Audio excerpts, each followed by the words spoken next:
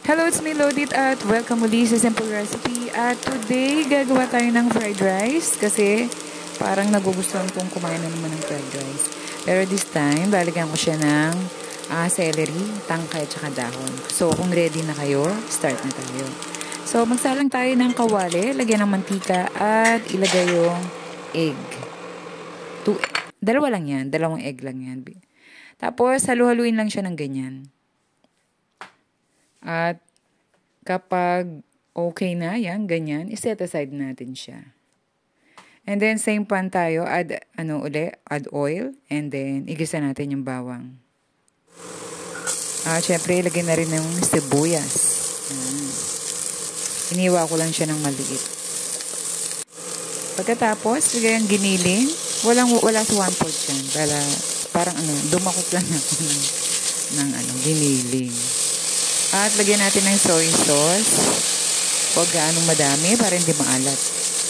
Tama lang. Tansyahin nyo nila. At yan, halu-haluin lang natin. At pagkatapos na yan, pwede na natin ilagay yung hiniwa nating carrots na maliliit din ang hiwa na.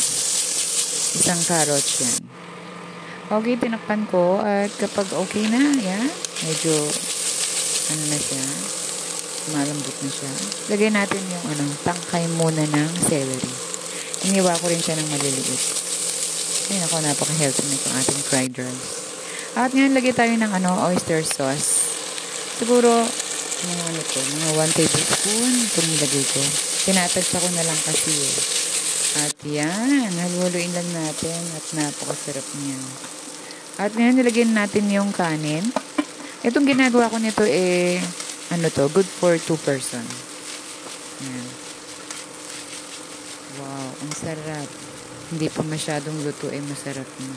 Kasi mahilig talaga ako sa mga fried rice. Yan. At lagyan natin ng asin. Yan, halu-haluin para kumalat yung lasa ng asin. At ilagyan na rin natin yung sinet aside ko na itlog. Yan. Malapit na tayo. Almost done na. At siyempre ilagyan natin yung dahon ng celery. Halu-haluin lang natin siya hanggang kumalat yung mga lasa ng mga ingredients. Yan. At wow, at napakasarap na siya. At maganda to, ilagyan natin sa bowl. Pagkatapos, habang kumakain tayo, bowl siya, kutsara. O depende sa inyo kung gusto nyo ng chopstick or Okay, yan na siya. Wow, ang sarap. Talagang pagpaborito yung pagkain masarap talaga. Okay, maraming salamat sa panonood. Ingat lagi. God bless everyone.